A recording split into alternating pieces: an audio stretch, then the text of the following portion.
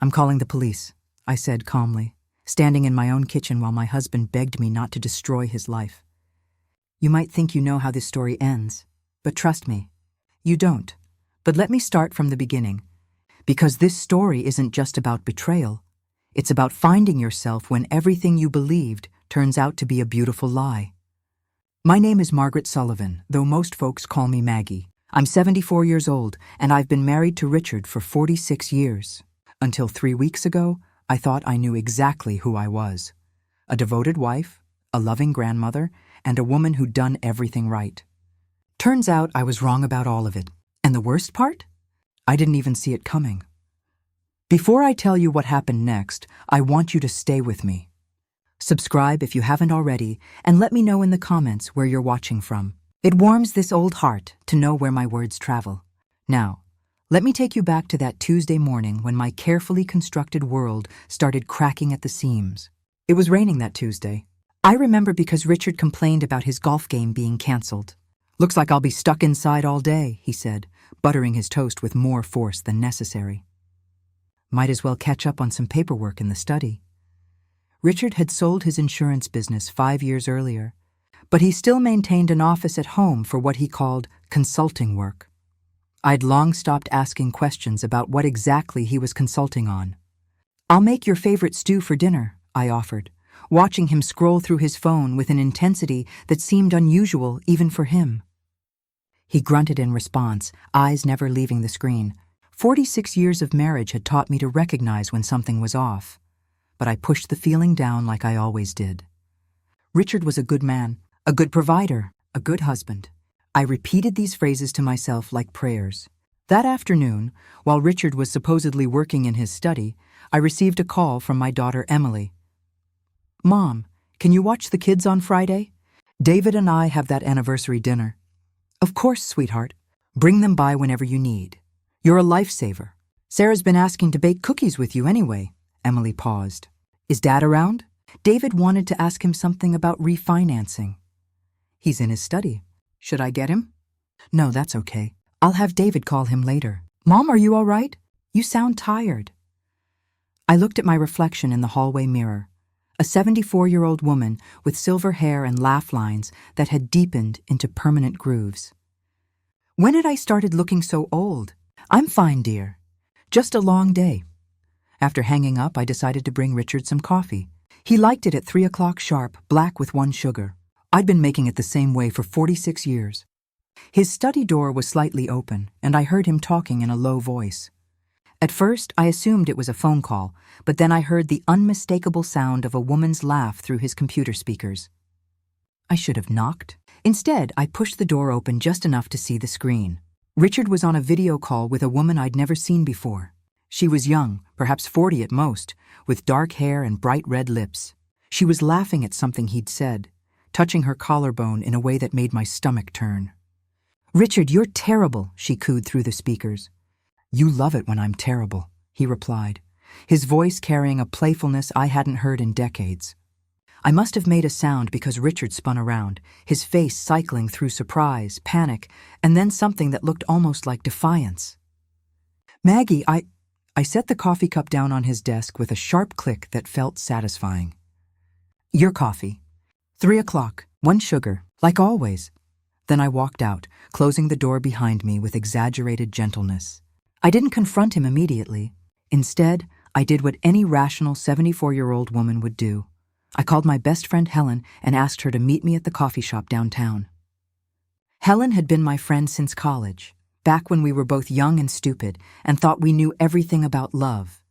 She'd been divorced twice and widowed once, so if anyone understood the treachery of men, it was Helen.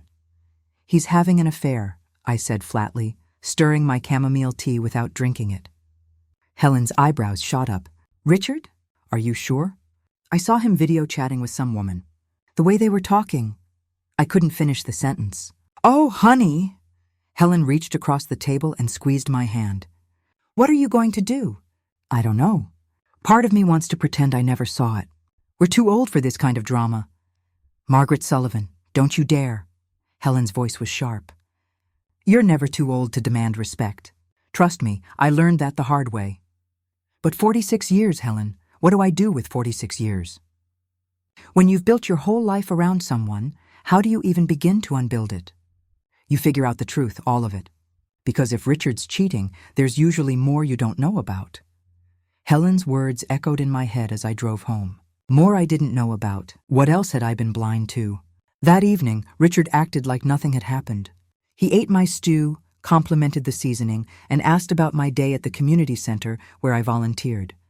It was almost impressive how effortlessly he lied. "How was your day?" I asked, watching his face carefully. "Boring, just paperwork. You know how it is?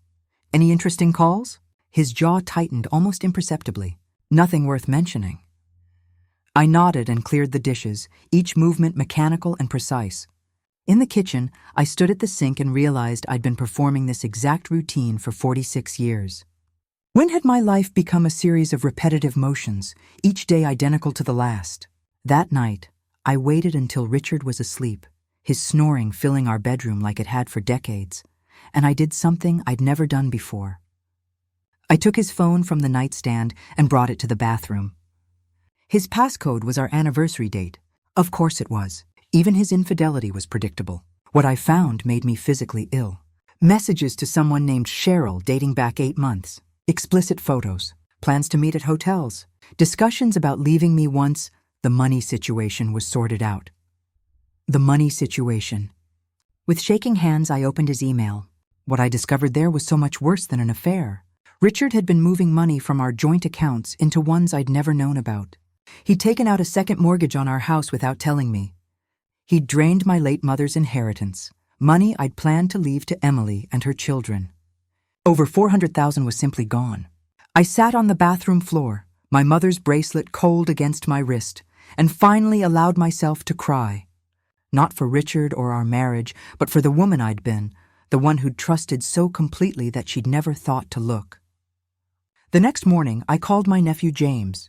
He was a financial analyst and, more importantly, someone I trusted completely. "Aunt Maggie, is everything okay? It's 7 in the morning. James, I need your help, and I need you not to tell anyone, especially your Uncle Richard." There was a pause. "What's going on?" I told him everything. The video call, the messages, the money. James was silent for a long moment. "Send me everything you found. Account numbers, transfers, all of it. I'll start digging today." "Thank you, sweetheart." "Aunt Maggie, whatever you're planning, you have my full support. Uncle Richard is an idiot." That made me smile despite everything. Over the next week, I became someone I didn't recognize. I documented everything with photographs. I opened my own bank account at a different institution. I changed the passwords on every account I had access to. I moved half of what remained in our joint account to my new account, not to steal, but to protect myself. Richard noticed nothing. He was too busy planning his escape with Cheryl to pay attention to his elderly wife. On Thursday, James called me with news that made my blood run cold. "Aunt Maggie, it's worse than we thought.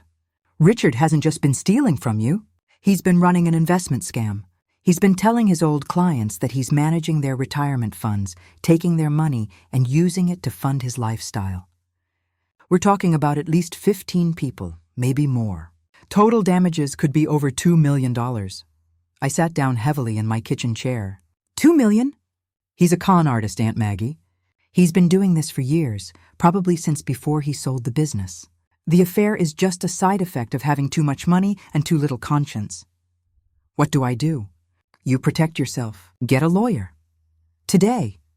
And then you decide if you want to turn him into the authorities." I spent the rest of that day in a fog. My husband wasn't just unfaithful, he was a criminal. How many lives had he ruined? How many retirees were now struggling because Richard wanted to maintain his lifestyle and impress his mistress? That evening, Richard announced he had a business trip to Cleveland over the weekend. "That's sudden," I said mildly. "Last-minute thing. Client emergency." He didn't even try to make it sound convincing. "Will you be staying at the usual hotel?" "Probably. I'll text you when I get there." After he left on Friday morning, I did what I should have done a week earlier. I called a lawyer. Robert Chen was recommended by Helen, who'd used him for her second divorce. He was younger than I expected, maybe 50, but his eyes were kind and his handshake was firm. "Mrs. Sullivan, I've reviewed the documents you sent over. This is quite serious. How serious? Your husband could be facing significant prison time. Wire fraud, theft, identity theft, tax evasion, the list goes on. And given the amount of money involved, we're looking at federal charges. I felt strangely calm. What about protecting myself? That's why you're here. First, we file for divorce immediately. Second, we notify the authorities about the fraud. Third, we make it clear that you had no knowledge of his activities. The last thing you want is to be implicated in his crimes. Will I lose everything? Robert leaned back in his chair. Possibly. When the victims file civil suits, they'll go after all marital assets. Your house, your savings, everything. But if we move quickly and establish your innocence, we can argue that certain assets should be protected as they were obtained before the criminal activity began or were solely in your name. Do it. All of it. Are you sure? This will be public. Messy.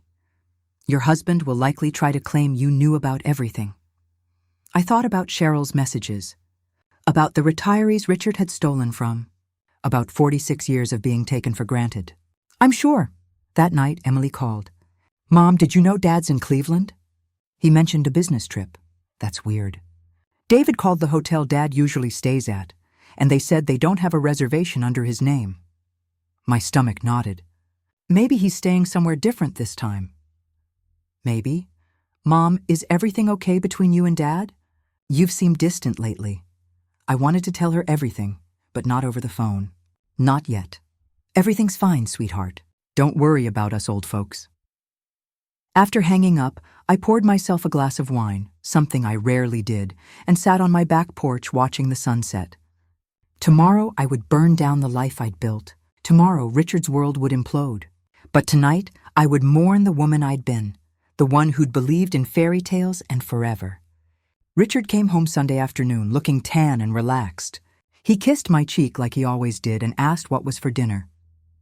We need to talk, I said. He froze, his overnight bag still in his hand. About what? Sit down, Richard. I watched him calculate whether he could talk his way out of this, whatever this was. Finally, he sat. I placed a folder on the kitchen table between us. I know about Cheryl. His face went pale, but he recovered quickly. Maggie, I can explain. I know about the money. The accounts. The second mortgage on our house. My mother's inheritance. Now wait just a minute. I know about the investment scam. The 15 people whose retirement you stole. The $2 million you've embezzled over the past 5 years. Richard stood up abruptly. You don't know what you're talking about. You're confused. I've already filed for divorce. The FBI will be here tomorrow morning to arrest you. My lawyer has all the evidence. That's when it hit him. I wasn't bluffing. The color drained from his face entirely. You can't do this. After everything I've given you, you've given me 46 years of lies. Maggie, please. We can work this out. I'll end things with Cheryl. I'll pay the money back. Just don't do this. I looked at my husband, really looked at him, and felt nothing but contempt. You've stolen from elderly people who trusted you, people who gave you their life savings. You've betrayed me in every way possible. And you think this is something we can work out? I'm your husband. You stopped being my husband the moment you decided I was too stupid to notice what you were doing. Richard's face hardened. You'll lose everything too. The house, your lifestyle, all of it. You'll be a laughingstock. Is that really what you want? What I want is to look at myself in the mirror without feeling ashamed. You've taken enough from me, Richard. You don't get to take my dignity too. The next morning, I watched from my bedroom window as FBI agents led Richard out of our house in handcuffs. The neighbors were watching, of course. Let them watch. Let them see what happens when you underestimate a 74-year-old woman. The trial took 8 months. Richard pleaded guilty to multiple counts of wire fraud and theft. He was sentenced to 12 years in federal prison. You'd think watching your husband get led away in handcuffs would break you. But for me, it rebuilt me. I lost the house. Richard's victims successfully sued for damages, and everything we'd built together was liquidated to repay them. It wasn't nearly enough. Most of them lost their life savings, but it was something. Emily stood by me through all of it, even when the media portrayed me as either complicit or impossibly naive. David, my son-in-law, hired a PR firm to help manage the narrative. You're a victim too, he kept saying. People need to understand that. But I didn't feel like a victim. I felt free. I moved into a small apartment downtown, near the coffee shop where Helen and I had our first conversation about Richard's affair. I got a part-time job at the community center I'd volunteered at for years. I learned to live on a budget for the first time since I was 25. Funny thing, sometimes you have to lose everything to find peace. And you know what?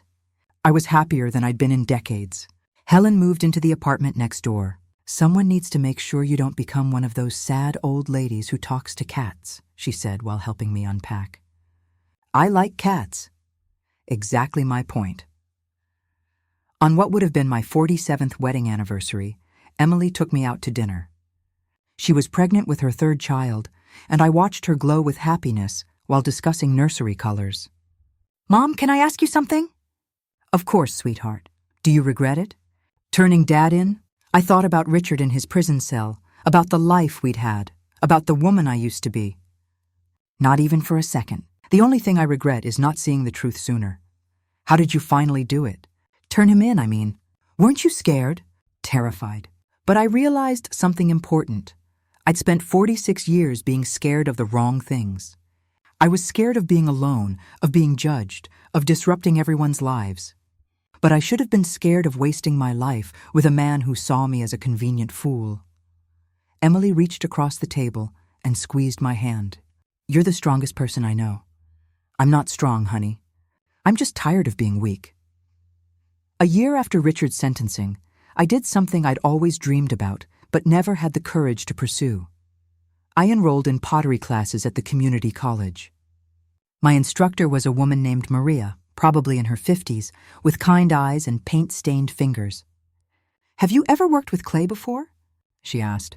"Never, but I've spent 75 years being shaped by other people's hands. I thought it was time I learned to shape something myself." Maria smiled. "I think you're going to like it here." And for the first time in years, I believed her. She was right. There was something meditative about working with clay, about creating something beautiful from nothing. My pieces were amateur at best, lopsided bowls and asymmetrical vases, but they were mine. One afternoon, while I was struggling with a particularly stubborn piece of clay, a man sat down at the wheel next to mine. He was probably in his late 70s, with silver hair and deep-set wrinkles that spoke of a life well lived. "That clay giving you trouble?" he asked. "It has a mind of its own. Clay's like that. You can't force it. You have to work with it, convince it to become what you want." I looked at my misshapen bowl. "I'm not sure I'm convincing enough," he laughed. "Give it time. I'm Thomas, by the way. Margaret, though everyone calls me Maggie." Over the following weeks, Thomas and I developed a friendship. He was a widower whose wife had passed away 3 years earlier. He'd retired from teaching high school English and was learning pottery to keep his hands busy and his mind occupied.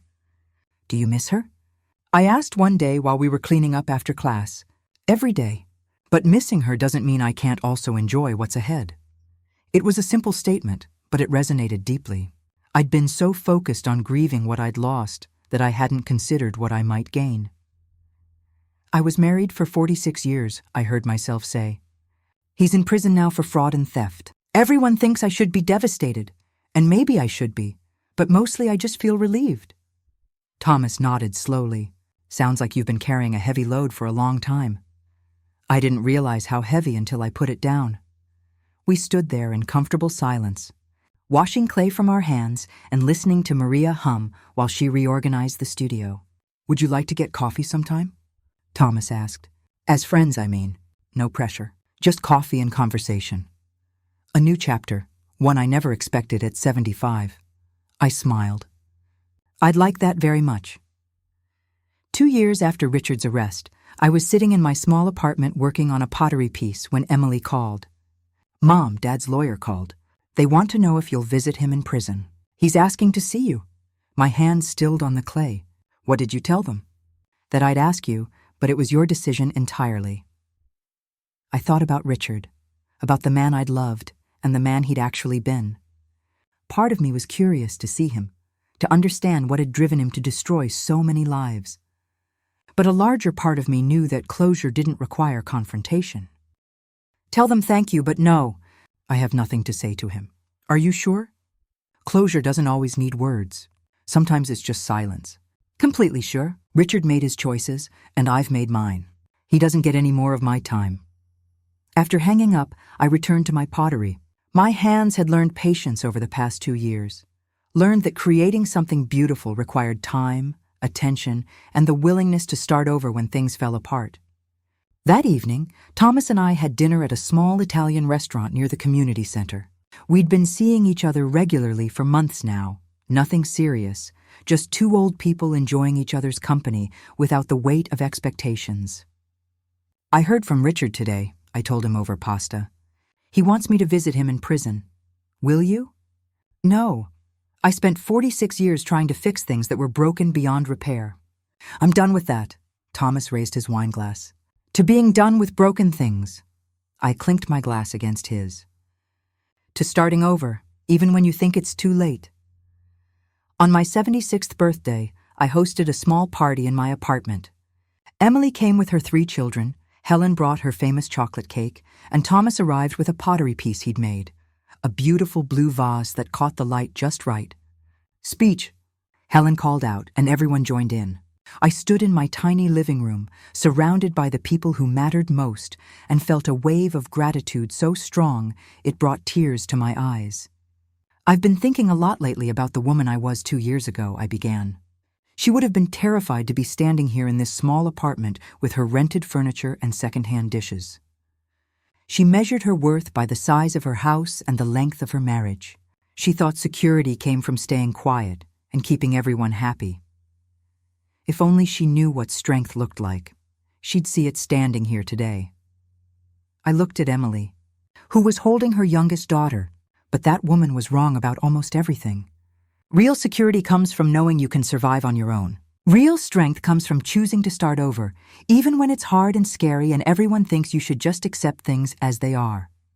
Hear, hear, Helen called out.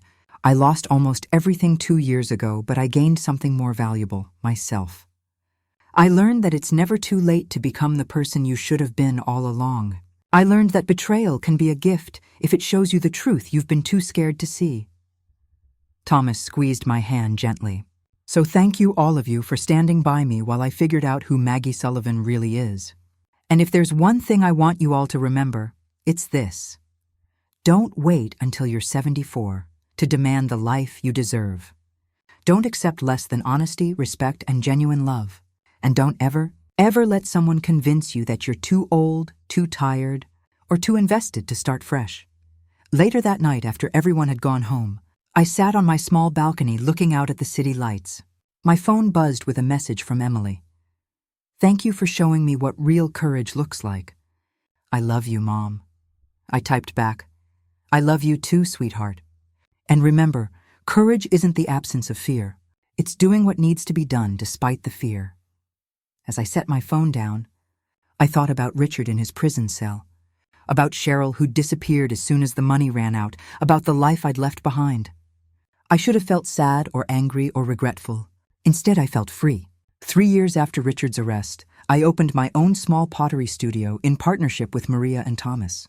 We called it Fresh Starts, a place where people of all ages could come learn to create something beautiful from nothing. Our first student was a woman in her 60s who just divorced her husband of 30 years. I don't know who I am anymore, she told me on her first day. I handed her a lump of clay. Then let's find out. Richard served 7 years of his 12-year sentence before being released for good behavior. I heard he moved to Arizona and worked at a hardware store. Emily visited him once and came back shaking her head.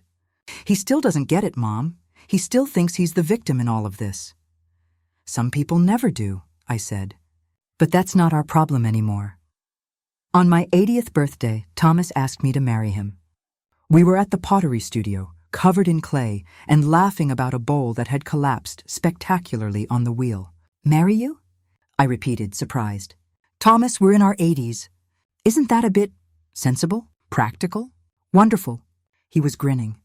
Maggie, I'm not asking you to marry me because I need someone to take care of me or cook my meals or any of that traditional nonsense. I'm asking because I love you, and I want to spend whatever time I have left making pottery and terrible jokes and enjoying life with someone who understands that it's never too late to be happy. I looked at this kind, patient man who'd taught me that love didn't have to be complicated or painful or conditional. Yes, I said, but I'm keeping my own apartment for my pottery supplies. He laughed. I wouldn't have it any other way. We got married in a small ceremony at the community center, surrounded by our students, friends, and family. Emily cried happy tears and said she'd never seen me look more beautiful. Helen gave a speech about never giving up on love, no matter how many times it disappoints you. And I wore a blue dress and clay-stained hands because that's who I was now, someone who wasn't afraid to get messy in pursuit of something beautiful. As Thomas and I danced at our reception, slow and careful, mindful of our aging bodies but grateful for every moment, I thought about the woman I'd been at 74, standing in her kitchen and calling the police on her husband.